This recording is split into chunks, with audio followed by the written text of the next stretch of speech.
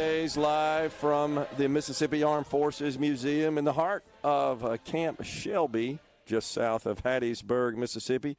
We want to also recognize our sponsors for today's remote broadcast, the Mississippi Armed Forces Museum, Heritage Firearms, Wyatt Bowers, Allstate.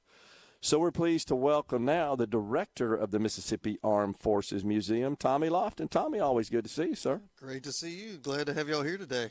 And I like our setup here in the lobby, the backdrop, incredible, isn't it? I dig it. Yeah, that giant photograph behind you, that's actually taken from World War II, a few hundred yards away from here, where the WAC training camp, the Female Women's Army Corps training camp area was located. So a great historic photograph taken right here in Mississippi that, to use a modern term, went viral during World War II. So that's awesome. That's incredible. Quite proud to have that and a number of other images in this lobby. Well, here in the state of Mississippi, we are a patriotic sort, and we respect our nation's military, and we honor the veterans who served, and that's what this day is all about. For sure. You know, it's such a blessing to be here in Mississippi, and like you say, a state that's rich in patriotism. And, you know, at the end of the day, even if we don't all get along politically, we tend to try to find middle ground and middle ground with each other, no matter what maybe the national media and other folks like to say about Mississippians.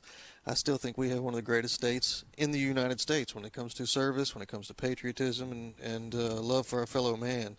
Again, we don't always get along, but thankfully we have military individuals in military uniform today and veterans who have served to preserve the right for us to disagree with each other politically or agree with each other. You know, folks who've secured the right for us to be able to go and have fair and secure elections, like the process we just went through. And you know, we're really blessed to be here in this state and in this country more than we realize. And I'm afraid we take it for granted, but it's important that we take days like today to honor and remember our veterans.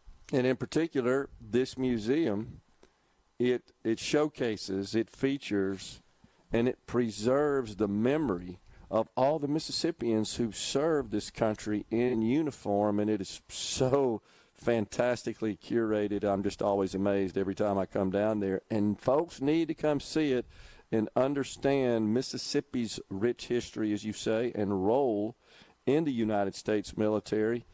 I think they would be surprised to find just how many really of these superstars wore the uniform. Yeah, that's exactly right. You know, it's a huge honor for us to be able to have the duty or the task given to us by the state of Mississippi as the state's official military museum to be able to honor and commemorate our veterans and those Mississippians also who've fallen on the battlefields or in service to our state and to our country. And as you go through these exhibits here, we take a lot of pride in a lot of these individuals that you see in here, and we hope that folks leave here with a new appreciation of our state, of our military service, and the hand that Mississippians have played in warfare since the foundation of this country, even before we were a state, frankly. Yeah. So there's a lot to be proud of, and if you don't really have a huge veteran connection or a recent one, we encourage people to come in here and find a new one. You know, there's a lot of heroes in here.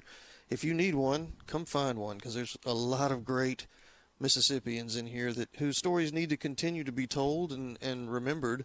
And if we don't talk about them or we don't display them, sadly, they'll just get lost. Yeah, and that's what's so great is that we're retaining all this history. We're preserving it for current and future generations who should be aware and recognize, again, Mississippi's role.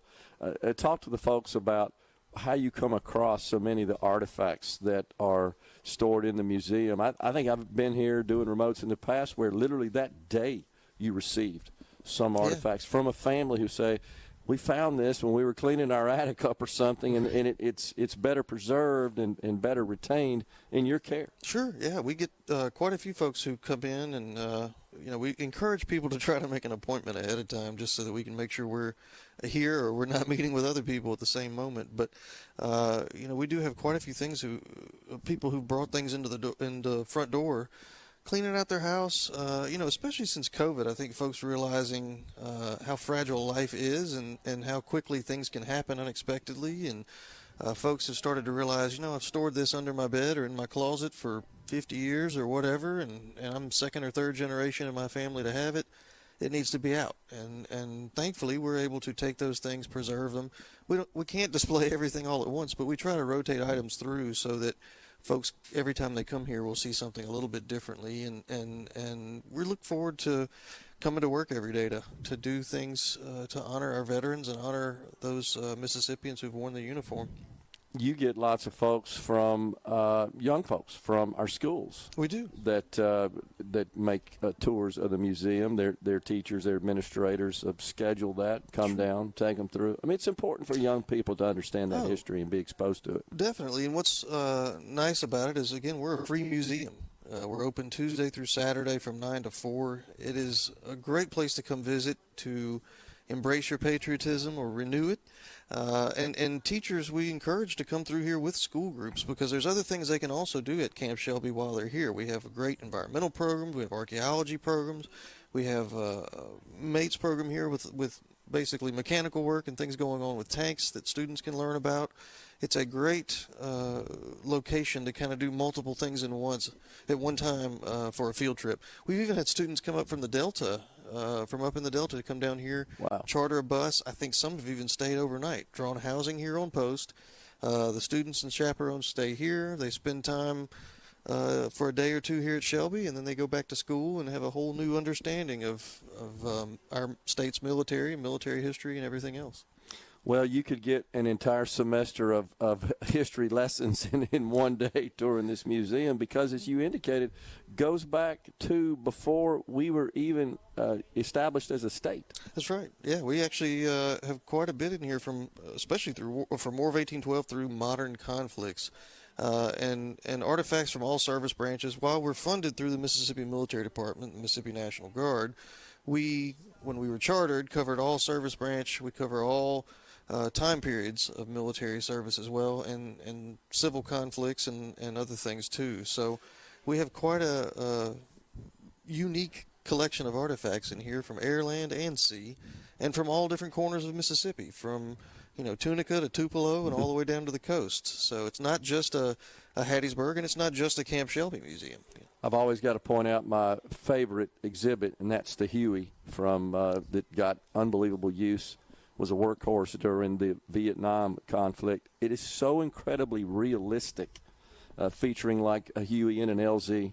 Right. And soldiers getting on and off of that Huey. It was used a lot, of course, to harvest the wounded and get them away from the fronts and back where they can get medical care. Incredible. That's exactly right. And it's days like today that are unique, where you see Vietnam veterans especially, who are getting up there in age, coming into that exhibit, and you can see it takes them back to that time period of their service, and you see them with their family members. And I've stood there before and heard veterans open up for the first time right there in our exhibits with their family members. And used to see that a lot with World War II and other wars, but sadly, most of our veterans from that era are gone now.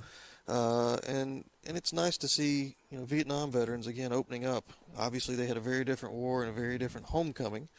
But yeah, that's probably one of our most impactful exhibits for anybody going through, and that in our World War I trench as well. Tommy Lofton, director of the Mississippi Armed Forces Museum, is our guest. Tommy, have any of them said, yeah, that's exactly what it was like? Yeah, we've had quite a few who've felt uncomfortable, frankly, saying it's so realistic. We do have a lot of unique uniforms in here, and a lot of military weaponry as well. So I'm not going to put a disclaimer on the door, by the way. We have weapons and other things on display in here. If you're upset by military equipment or military firearms and historic displays like that, then there's but other places. It's curated to reflect reality. For sure. And that's what it does. And, of course, men and women from the state of Mississippi served in our nation's uniform. That's exactly right. And we should continue to take a lot of pride in our state and in our service men and women from our state for all they do now, and those who've come before and worn the uniform and in service to the state of Mississippi. Yeah, well, it's incredibly well done. Anything on the boards that's in development you can share with us at this point? We're working on a few new exhibits and some changes in some old exhibits, and still working towards a project to look at relocating the museum. All right, and right. We building talked a about that before. larger location. We're getting closer and closer to that, and so more good things to come, and a whole lot more history to share in the future. Well, it's expertly curated. It is indeed an incredible asset for the state of Mississippi. And, folks, if you haven't been here, you really need to make your way to Camp Shelby and tour the Armed Forces Museum, the Mississippi Armed Forces Museum. And it's free, no charge, free. right? And tell us the 100%. hours again, Tom. Tuesday through Saturday from 9 to 4. Appreciate you coming on, Tommy. Always enjoy the discussion. Glad to have y'all here. Folks, we're stepping aside for a break. Once again, it's Veterans Day. Thanks to all of our nation's veterans. We're at the Mississippi Armed Forces Museum in the heart of Camp Shelby. Stay with us. Well, I thought something sounded kind of wrong, so I put the wrong headset on. That's what happens when we have three at the table here, and there's only two of us, so I apologize for that. We're back at the Mississippi Armed Forces Museum. Shout out to our sponsors, Mississippi Armed Forces Museum, Heritage Firearms, Wyatt Bowers Allstate. Also, just wanted to pass on something real quick that Stephen Miller was just named by President-elect Trump as a deputy policy advisor, and J.D. Vance confirmed that. So we're back with Tommy Lofton, director of the Mississippi Armed Forces Museum. Now that I got the right headset on, then folks can hear me. So, all right, Tommy, so Veterans Day, can't think of a more fitting day to tour the Mississippi Armed Forces Museum. Yeah, we're excited to be open today. We're usually closed on Mondays, but since it's Veterans Day, we felt like we should be open. So we encourage folks to go out, if they haven't already, into their communities, go to the Veterans Day parades, different functions, and then if you're looking for something to do this afternoon, come into the museum. We'll be here till 4 o'clock today, so we hope folks will take some time to come through here, learn about some of our heroes from the state of Mississippi in service from 1812 to today. It's like I said, it's a one-day history lesson that equates to like several years, perhaps, in a typical history lesson or history classroom. It's incredible. You learn so much, but more importantly, you find out about how Mississippians participated in the United States military. Sure, there's quite a huge level of patriotism, I would say, going back to even before we were a state into military service, and especially, even in World War I. The state itself was actually split on whether we should be involved in World War I or not, but we still had a number of individuals who signed up and went I didn't know forward that. with the draft. We were split. We were, yeah. We had two of our leaders there, had opposing opinions on whether or not we should get into World War I. But the state itself showed a tremendous level of patriotism in such a way that we put large numbers into the draft system and into service. And that's, true of more than one race as well, even though we were segregated military at the time. Yeah. And, of course, that tradition has continued, I would say, from World War I to today. Mississippian, men and women from this state are doing everything they can and volunteering to serve our state and our nation, and we should honor those folks. That's why we set aside a day like today to honor the men and women who have worn the uniform, regardless of service branch, worn a uniform or many uniforms to serve and protect our freedoms. No doubt. Anything new since we were last here, Memorial Day? Any new exhibits you can tell us about? We're making some changes to our Civil War exhibits, our World War II Homefront exhibits. We're still working actively on those, and then we actually have been restoring a German Nebelwerfer, which is a mouthful to say, but it's a German rocket launcher. And if you're familiar with maybe the term screaming memes was one of the terms we used to hear from World War II veterans that served in Europe. These were basically a rocket launcher that would just terrorize you along the front lines. It sounded horrible. They could also shoot smoke, not just high explosive rounds, but could put smoke downrange in the battlefield to mask German maneuvers and things. And we see in history and other things, those were used from North Africa and the Normandy invasion, but a lot of the people I remember interviewing years ago talked about seeing them in the opening stages of the Battle of the Bulge in December of 44. That the Germans launched just tons of smoke out there, and we didn't. It was a surprise attack for us as Americans. We didn't know they were coming, and the sound and sight of this weapon is something. So, we have one. It was heavily painted, so we stripped it down to try to see what else we could find, because you couldn't see any of the maker's marks and other things on there. Now we were able to figure out what factory it was made in, what year it was made, and when we actually got down to some of the lower levels, if you will, of the paint, we found the original German paint scheme as well. So wow. We've saved some of that, which we'll have on display and have it marked out. You know, this is the original German paint, and then we're replicating some of it that we weren't able to save around that same section Wow. that's original. So really cool. kind of a unique piece. You don't see those in a lot of museums in the United States and or in the world, frankly. So we have that, and we've got some other artifacts from the Civil War we're getting ready to put out that are unique and even tied to Vicksburg and the fighting there. So we're excited. Well, again, a rich history has Mississippi in America's military, and it is showcased here at this museum, the Mississippi Armed Forces Museum at Camp Shelby. Tommy, always good to see you. Thanks for coming on.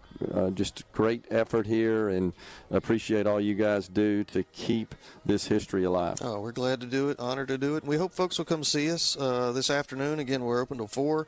Our normal hours are Tuesday through Saturday from 9 to 4, and we are 100% free. But we do have a gift shop and do take donations at the door. That's awesome. Folks, we're out here today back